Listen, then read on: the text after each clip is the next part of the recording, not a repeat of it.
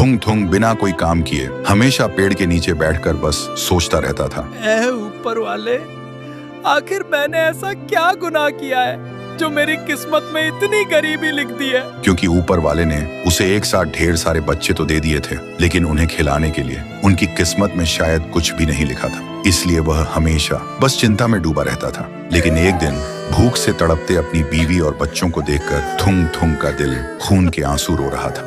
इसलिए मजबूर होकर थुंग थुंग सूखी लकड़ियां लेने काले जंगल के सबसे घने हिस्से में चला गया। लेकिन चलते चलते वह एक पुराने खंडहर बन चुके घर के पास पहुंच गया और तभी अचानक उसकी नजर दरवाजे के पास रखी एक बांसुरी पर पड़ी, जो एक अजीब सी रोशनी के साथ चमक रही थी। बांसुरी को देखते ही उसके मन में एक ख्याल आया, शायद इसकी आवाज से मेरा दुख थोड़ा कम हो जाए।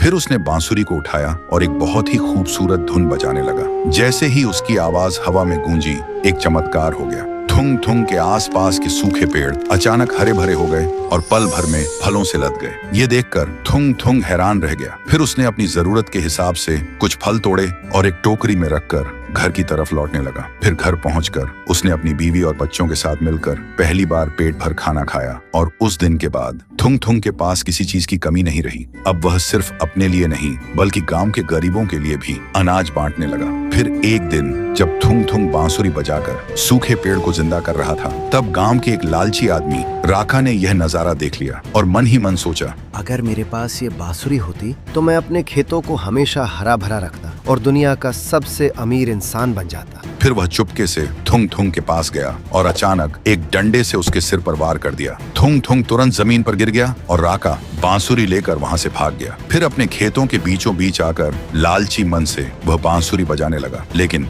बांसुरी से मीठी धुन के बदले एक भयानक चीख निकल उठी और देखते ही देखते आसमान में काले बादल घिर आए और उस खंडहर घर से एक डरावनी आवाज गूंज उठी, जिसने अपने स्वार्थ के लिए इस पवित्र शक्ति का अपमान किया है, अब वो इसी खेत में गर्मी, बरसात और ठंडक में हमेशा के लिए तड़पेगा।